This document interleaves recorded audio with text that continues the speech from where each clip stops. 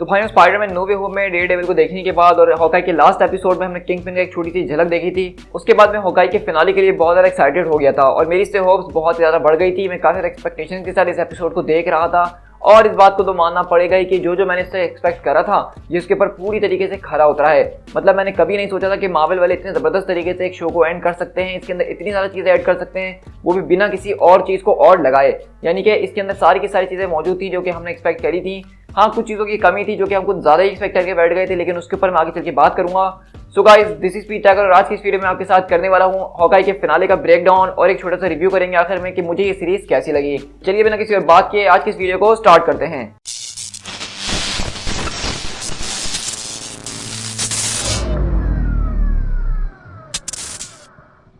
देखो, सबसे पहले तो मैं इस एपिसोड की मेन चीज के ऊपर बात करना चाहूंगा जो उसकी हाईलाइट थी और वो किंगपिन था। मतलब इस एपिसोड की शुरुआत ही जो है किंगपिन की एंट्री के साथ होती है और उसकी एंट्री ठीक उसी तरीके से दी गई जिस तरह मेड मेडॉक की एंट्री दी गई थी नो वे होम के अंदर। वही अपनी स्टिक के साथ चल रहा होता है और यहाँ पे किंगपिन भी अपनी केन के साथ चल रहा होता है। ये वही उसकी आइकॉनिक केन है, ये वही उसका आइकॉनिक लुक दिया यहाँ पे जो कि कॉमिक्स में पाया जाता है।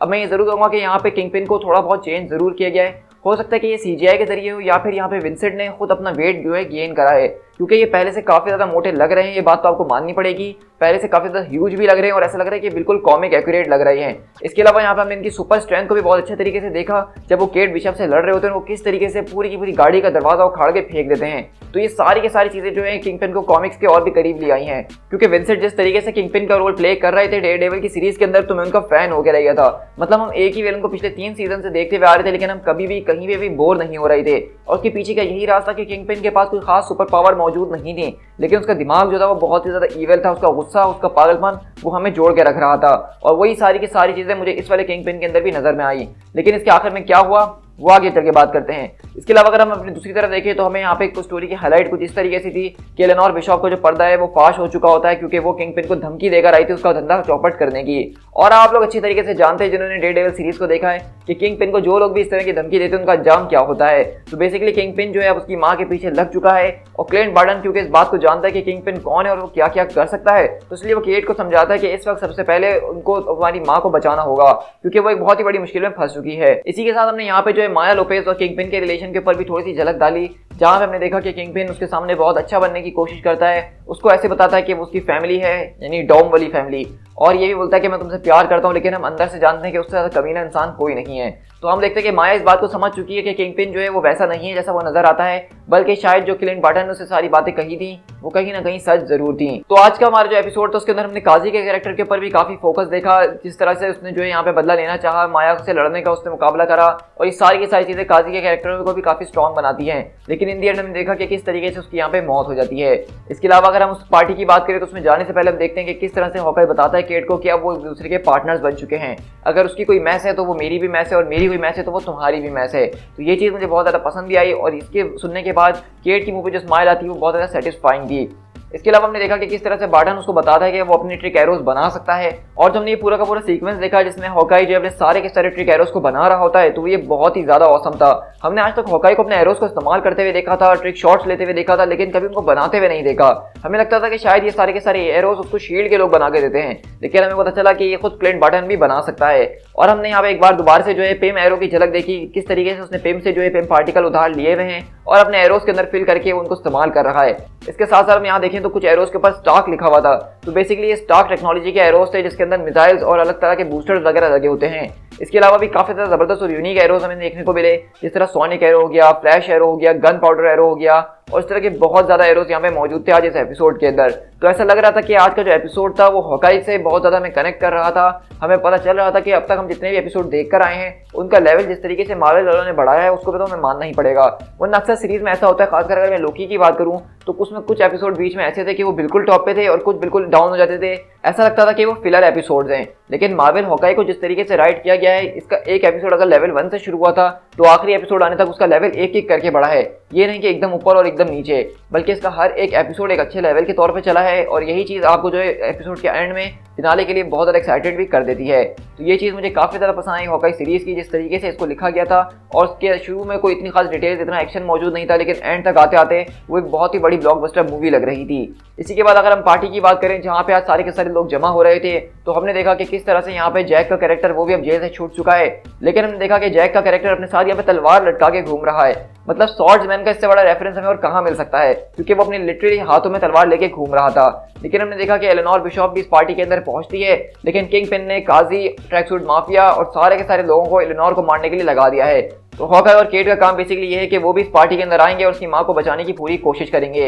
इसके लिए हम देखते हैं कि यहाँ पे हॉकाई जो अपने लार्पर्स दोस्तों की मदद लेता है ताकि वो पार्टी के अंदर हर चीज़ के ऊपर नजर रख सकें। इसी तरह हम देखते हैं कि यहाँ पे केट अपनी माँ को कंफ्रंट भी करती है, वो बताती है कि सब कुछ उसको पता चल चुका है। तो वो बताती है कि किस तरीके से तुम्हारा जो बाप था वो मरने के बाद कर्जा छोड़कर गया था और वो सारा का सारा कर्जा किंगपिन से उसने लिया हुआ था, तो उसको किसी तरीके से उसको वो कर्जा चुकाना था, तो इसलिए वो इन सारे गंदे कामों में लग गई थी। अब मुझे तो ऐसा लगता है कि यहाँ पे एलेनोर बिशॉप जो है अपनी बेटी को समझाने के लिए सब बातें कर रही है। मुझे नहीं लगता कि वो इतनी ज़्यादा शरीफ है जितना वो अपने आप को बता रही है, क्योंकि अगर कॉमिक्स की बात करें तो कॉमिक्स में भी एलेनोर बिशॉप के अच्छे खासे ताल्लुकात होते हैं अंडरवर्ल्ड से। मतलब समझ रहे हो ना, छोटा डॉन के साथ उनका हर वक्त उठना बैठना रहता है कॉमिक्स के अंदर भी, तो आप यहाँ पे भी इस तरह अस्यूम कर ही सकते हैं। तो इसी के बाद हम देखते हैं कि इस पार्टी के अंदर अगर इतनी सारी चीजें ऑलरेडी कम थी, तो यहाँ पे हम देखते हैं कि येलेना भी जो है वो भी अपनी एंट्री मार देती है, क्योंकि उसको बेसिकली अपना हॉकाई से बदला लेना है। और यहाँ पे हमने आज के एपिसोड में देखा येलेना और केट बिशप के दरमियान एक छोटी मोटी सी फाइट जो कि काफी ज्यादा मजेदार थी, कूल थी। दोनों का इंटरेक्शन मुझे काफी पसंद आया। मतलब येलेना भी अपनी जान है और केट भी अपनी जान है, तो दोनों को एक साथ लड़ते हुए कैसे देख सकते हैं, मतलब मजा बहुत आया। खैर यहाँ पे ये सारी चीजें चली रही थी, तो हमने साथ में ये भी देखा कि वहाँ पे काजी जो है वो अंदर पार्टी के अंदर अपनी स्नाइपर लेके शूट करना शुरू कर देता है, लेकिन बेचारे का एक भी निशाना नहीं लगता है, वो टट्टी शूटर है। तो फिर हमने देखा कि किस तरह से हॉकाई सारे के सारे लोगों को वहां से निकालता है और अपना जो है गैजेट वगैरह लेते हुए उसका पीछा करता है ताकि उसको वो ठिकाने लगा सके। तो यहाँ पे हमने देखा कि काजी जो है आज हाथ धो के क्लिंट बार्टन के पीछे पड़ गया था। ऐसा लग रहा था कि काजी को ये बात बोल के भेजी थी किंगपिन ने कि अगर वो ये सब समेट कर नहीं आया आज तो वो उसको जान से मार देगा, और शायद यही वजह थी कि काजी आज इतना ज्यादा वायलेंट हमें नजर क्यों आ रहा था पहले से। तो इसी के बाद अगर हम बात करें तो यहाँ पे जब ये सारे के सारे ट्रैक सूट माफिया वाले इन लोग के ऊपर अटैक करने के लिए आते हैं, तो वहाँ पे जैक डुकेन जो है वो केट की मदद करने के लिए अपने स्वॉर्डमैन वाले रूप के अंदर आके अपनी तलवार बजाती दिखाना शुरू करता है। अब इस पूरे के पूरे एपिसोड के अंदर जैक को स्वॉर्डमैन के नाम से कहीं पे भी नहीं बुलाया गया और ना ही उसका कोई फ्यूचर के बारे में हिंट दिया गया, लेकिन हम ये बात अस्यूम कर सकते हैं कि जब उसको यहाँ पे इतने अच्छी तरीके से शाइन करते हुए दिखाया गया है तो फ्यूचर में उसका रोल कोई ना कोई जरूर होगा। इसी के बाद हम देखते हैं कि जब यहाँ पे सारी की सारी लड़ाई झगड़े चल रहे होते हैं, जब यहाँ पे क्लिंट बार्टन जो है केट बिशप के साथ मिलकर ट्रैक सूट माफिया वालों से मुकाबला करता है और यहाँ पे जो एरोस की जंग होती है, मतलब लिटरली मेरा दिल खुश हो गया। हॉकाई की सीरीज के अंदर मैं देखने के लिए तरस गया था कि कब वो अपने ट्रिक एरोस को जबरदस्त तरीके से इस्तेमाल करते हुए दिखाएंगे, और यहाँ पे हमने इतने सारे एरोस को एक साथ इस्तेमाल करते हुए देखा जो कि हमने कभी पहले नहीं देखा था। हमने यहाँ पे देखा कि किस तरीके से उसके एरोस के अंदर से छोटी छोटी पिन्स निकल रही हैं जो कि लोगों को बेहोश कर रही हैं। हमने यहाँ पे फ्लैश एरोस देखे, हमने स्मोक एरोस देखे, हमने यहाँ पे बॉम्ब एरोस देखे। यहाँ पे इसके अलावा हमने एक और देखा पिम एरो, यानी कि वो पूरी की पूरी वैन को जो एक एरो के जरिए वो छोटा सा कर देते हैं और उसके अंदर जो लोग बैठे होते हैं लिटरली वो भी छोटे हो जाते हैं। अब मेरे दिल में भी ये सवाल आया था और केट के दिल में भी कि आखिरकार अब इन लोगों का क्या होगा। तो वहीं से हॉकाई बोलता है कि इसके लिए मुझे स्कॉट से पूछना पड़ेगा कि क्या होगा इनका, लेकिन इससे पहले कि वो कुछ सोच सके कुछ पूछ सके वहीं पे एक चीज आती है उसको उठा के ले जाती है। तो देखा जाए तो ये पूरी की पूरी जो सीक्वेंस थी यहाँ पे हॉकाई और केट बिशप जो मिलकर आपस में एक सारे के सारे लोगों से लड़ रहे थे वो मुझे बहुत ही ज्यादा पसंद आई है। और यहाँ पे एक और बात नोट करने वाली थी कि हमने यहाँ पे हॉकाई को अपने नए कॉस्ट्यूम के अंदर देखा जो कि केट बिशप ने उसके लिए बनवाया है, और अगर आपने जरा भी ध्यान दिया होगा तो ये ठीक वही कॉस्ट्यूम है जो कि हम इसका ऑलरेडी हॉकाई सीरीज कॉमिक्स में देखते हुए आए, जिससे सारी की सारी स्टोरी ज्यादातर इंस्पायर्ड है, जिसके ऊपर ये बेस्ड करती है। तो ये बात मैंने आपको पहले भी बोली थी कि इसका कॉस्ट्यूम कुछ इसी तरीके का दिखने वाला है जहाँ पे पर्पल कलर का एक एरो होगा बीच के अंदर। तो ये कॉस्ट्यूम कुछ ज्यादा चमकीला भड़कीला नहीं था, लेकिन बहुत ज्यादा सटल था, और इस तरह का कॉस्ट्यूम हॉकाई के हिसाब से बहुत ही ज्यादा अच्छा है क्योंकि वो एक आर्चर है, वो छुप के लोगों के ऊपर निशाना लगाता है, तो उसका चमकीला भड़कीला कॉस्ट्यूम जो है वो कोई मेक सेंस नहीं बनाता है। फिर इसी के बाद हमने देखा कि यहाँ पे जो है बेसिकली येलेना जो है वो आ जाती है हॉकाई से मुकाबला करने के लिए, और वहीं पे केट अपनी माँ यानी एलेनोर को बचाने के लिए जाती है। और हम देखते हैं कि यहाँ पे जब एलेनोर यहाँ से भागने की कोशिश कर रही होती है तो तभी वहाँ पे धमाकेदार एंट्री मारते हुए किंगपिन यहाँ पे उनके सामने आता है। और किंगपिन का ये जो पूरा का पूरा लुक था, हेड वाला, कोट वाला, यार लिटरली कॉमिक्स और डेयरडेविल सीरीज का ऐसा नॉस्टैल्जिया आया कि मैं क्या बताऊं। लेकिन यहाँ पे हमने जो एक नई चीज देखी वो उसकी सुपर पावर देखी। हमने इससे पहले किंगपिन को इतना ज्यादा सुपर स्ट्रेंथ के साथ नहीं देखा था डेयरडेविल की सीरीज के अंदर, और ना ही हमने उसको इतना बड़ा और इतना ह्यूज देखा था। तो मुझे अभी कंफर्म नहीं है इस बारे में कि यहाँ पे सीजीआई का इस्तेमाल किया गया है या विंसेंट को खुद वेट गेन करने के लिए कहा गया था। लेकिन जो भी हो, इनका लुक बहुत ही ज़्यादा औसम लग रहा है। जिस तरीके से वो अपनी पावर्स को इस्तेमाल कर रहा था, केट को मुकाबला कर रहा था, वो बहुत ही ज़्यादा औसम था। मतलब अगर आपने स्पाइडरमैन का गेम या स्पाइडरमैन की कोई एनिमेटेड सीरीज देखी है जिसमें उसने किंगपिन से मुकाबला किया हो, तो बिल्कुल वैसे ही फील आ रही थी। और यहाँ पे हमने देखा कि किस तरीके से जब केट उसके ऊपर अपने एरो से निशाना मारती है तो उसको कुछ भी नहीं होता, क्योंकि जो लोग डेयरडेविल देखते हैं वो जानते हैं कि किंगपिन का हर एक सूट जो है वो बुलेट प्रूफ होता है। तो ओवरऑल हमने देखा कि यहाँ पे केट बिशप जो है वो किंगपिन से बहुत ही ज़बरदस्त तरीके से मुकाबला करती है, जबकि लग नहीं रहा था कि उसका और उसका कोई मुकाबला है। और शायद यही बात हमें बता रही है कि क्यों हॉकर इतने टाइम से किंगपिन के नाम से, उसके आने से इतना ज़्यादा डर रहा था, क्योंकि शायद उसका पास में कभी उससे मुकाबला हो चुका है और वो जानता है कि किंगपिन कितना खतरनाक किस्म का इंसान है। उसको हराना वो इतना आसान काम नहीं होने वाला है। लेकिन हम देखते हैं कि केट जो है यहाँ पे बहुत ज़्यादा ज़बरदस्त तरीके से अपने एरोज और अपनी हॉकाई की सीखी हुई ट्रिक्स का इस्तेमाल करते हुए उसका एक कफलिंग चुराती है और उसको ठीक वो कॉइन वाली ट्रिक से एक एरो के ऊपर शूट करती है, जिससे वहाँ जो सारे टूटे हुए एरो पड़े होते हैं जो कि किंगपिन ने ही तोड़े होते हैं, वो सारे अचानक एक साथ ब्लास्ट कर जाते हैं, जिसमें बॉम्ब एरो, सोनिक एरो और अलग अलग एरोस जो है मिक्स होते हैं, जिसकी वजह से यहाँ पे किंगपिन की हालत काफी खराब हो जाती है। लेकिन टुवर्ड्स द एंड अगर हम चले एपिसोड के, तो हमने देखा कि किस तरह से यहाँ पे केट बिशप अपनी माँ को जो है वो पुलिस के हवाले कर देती है ताकि वो अपनी सजा वगैरह काट सके, क्योंकि उसने जो है बेसिकली अरमान का खून किया है और सारे काले धंधों में उसका हाथ था ही। अब भले उसकी नियत कुछ भी क्यों ना हो, लेकिन उसने गलत काम तो किया ही है, तो उसको सजा तो मिलनी ही चाहिए। और यही वो बात है जो कि हॉकाई समझा रहा था केट को कि अगर तुम सुपर हीरो बनना चाहती हो तो तुम्हें बहुत ज़्यादा चीज़ें कुर्बान करनी पड़ेंगी, सेक्रीफाइस करनी पड़ेंगी, तुम बिल्कुल अकेली हो जाओगी। और केट बिशप की किस्मत ऐसी है कि उसकी हीरो बनते ही उसको सारी की सारी चीज़ें एक साथ ही मिल गई। इसके बाद अगर हम देखें तो हम देखते हैं कि यहाँ पे किंगपिन जो वो काफ़ी बुरी हालत में एपिसोड के एंड में भागते हुए कहीं जा रहा होता है, लेकिन तभी हम देखते हैं कि उसके सामने यहाँ पे माया लोपेज आती है, जो कि इस वक्त काजी का काम तमाम कर आ रही होती है। और क्योंकि वो जान चुकी है कि किंगपिन ने ही उसके फादर को मारा था, लेकिन किंगपिन उसको रोकने की, समझाने की कोशिश करता है। लेकिन यहीं पे ऑफ द कैमरा में दिखाया जाता है कि किस तरीके से किस तरह से माया ने किंगपिन के सर के ऊपर गोली रखी है, लेकिन हमें दिखाया नहीं जाता कि वो गोली चलाई गई है तो कहाँ चलाई गई है। लेकिन हम जरूर एक गन शॉट की आवाज़ सुनते हैं और उससे ऐसा अस्यूम कर सकते हैं कि किंगपिन मर चुका है। लेकिन लेकिन लेकिन मुझे ऐसा बिल्कुल भी नहीं लगता है कि किंगपिन को, जिसका इतना ज़्यादा हाइप था, उसको सिर्फ एक एपिसोड में लेकर आए थे, वो भी उसको मारने के लिए।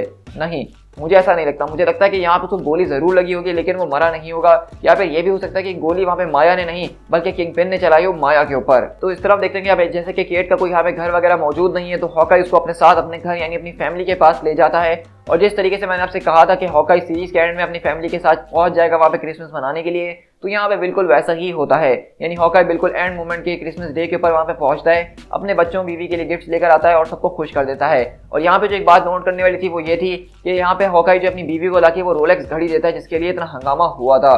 तो हमें इस घड़ी के बारे में कोई स्पेसिफिक तो नहीं बताया कि ये किसकी है, लेकिन लॉरा जिस तरीके से उसको लेके सेटिस्फाइड फील कर रही होती है, उसको सुकून मिल रहा होता है, तो मैं ये कह सकता हूँ कि ये घड़ी किसी और की नहीं बल्कि लॉरा की ही थी। और उसके पीछे जो यहाँ पे शील्ड का निशान बना होता है वो हमें इस बात को इंडिकेट कर रहा है कि लॉरा कभी जो शील्ड के अंदर काम किया करती थी, वो उनकी एजेंट थी, और इसीलिए उसकी सारी की सारी यादें, उसकी जो निशानी आइडेंटिटी इस घड़ी के साथ जुड़ी हुई है। और ये घड़ी अगर किसी के हाथ लग जाए तो वो इस बात को जान सकते कि लॉरा भी जो है कभी एजेंट ऑफ शील्ड हुआ करती थी। तो शायद इसी वजह से हॉकाई जो है उस घड़ी को छुपाने की कोशिश कर रहा था, उसको अपनी हासिल करना चाह रहा था ताकि लॉरा का सीक्रेट जो कि उसने सीक्रेट रखा हुआ इतने टाइम से, वो सीक्रेट हमेशा रह सके।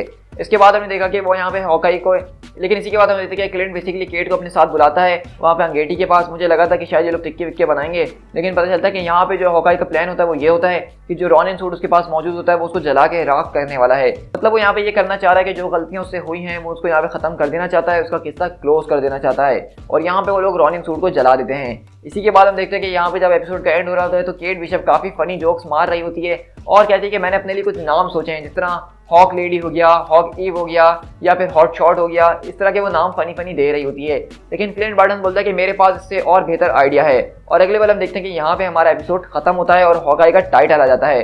तो अगर आप नहीं समझे तो मैं आपको बता देता हूँ कि बेसिकली हॉकाई यहाँ पे केट से ये कहना चाह रहा है कि मेरे पास जो आइडिया है वो ये है कि अब तुम्हें हॉकाई का ही मेंटल ले लेना चाहिए। और एक तरह से इसको हमें दिखाया तो नहीं गया है, लेकिन हम व्यूअर्स इस बात को समझ सकते हैं। तो इसी के बाद मुझे पूरी उम्मीद थी कि इसके पोस्ट क्रेडिट सीन के अंदर कुछ बहुत ज़्यादा ज़बरदस्त किस्म की चीज़ दिखाई जाने वाली है। हो सकता है कि डेयरडेविल का कोई ईस्टर एग हो, या किंगपिन का कोई ईस्टर एग हो कि वो जिंदा बच गया, या स्पाइडरमैन का भी हमें सुना था कि रूमर कि वो यहाँ पे अपीयर हो सकता है, तो मुझे ऐसा ही कुछ लग रहा था। लेकिन अगर सच कहूँ जो उसका पोस्ट क्रेडिट सीन जो कि तकरीबन 3 से 4 मिनट का था, वो क्रिंज से ज़्यादा मेरे लिए कुछ भी नहीं था। मतलब ये वही स्टीव रॉजर्स म्यूजिकल था। ये जरूर कहूँगा कि यहाँ पे जो आज का म्यूजिकल था वो पहले वाले से कुछ ज़्यादा अच्छा था।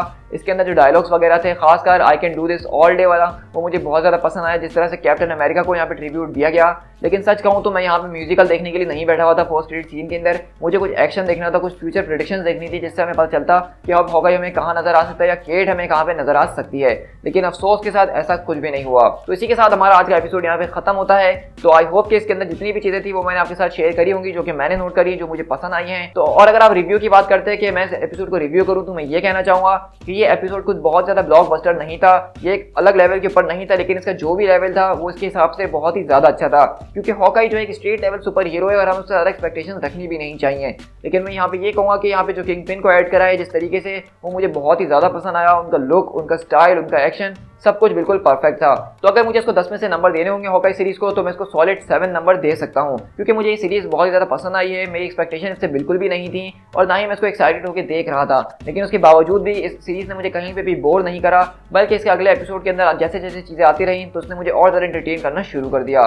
तो ओवरऑल अगर देखा जाए तो हॉकाई सीरीज एक काफ़ी अच्छी सीरीज थी, जो कि बहुत ज़्यादा अंडररेटेड यहाँ पे चले गई है। क्योंकि स्पाइडरमैन नो वे होम का इतना ज़्यादा हाइप बना हुआ था कि बहुत सारे लोगों ने इसको इग्नोर कर दिया है। और ऐसा ही कुछ हुआ था इटर्नल मूवी के साथ भी, क्योंकि उस टाइम भी स्पाइडरमैन का हाइप इतना ज़्यादा था ट्रेलर का कि लोगों ने इटर्नल्स को वो अटेंशन नहीं दी जो कि वो डिजर्व करती थी।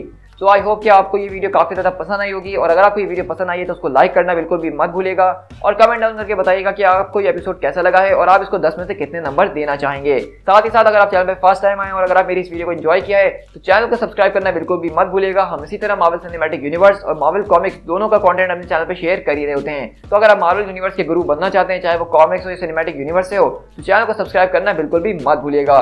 साथ ही साथ मुझे फेसबुक और इंस्टाग्राम पे फॉलो कर लेना, जहां पे मैं जबरदस्त किस्म की अपडेट्स और न्यूज़ शेयर कर ही रहा होता हूँ। So guys, this is P tiger. मिलते हैं अपनी किसी और वीडियो के साथ। Till then, thank you so much.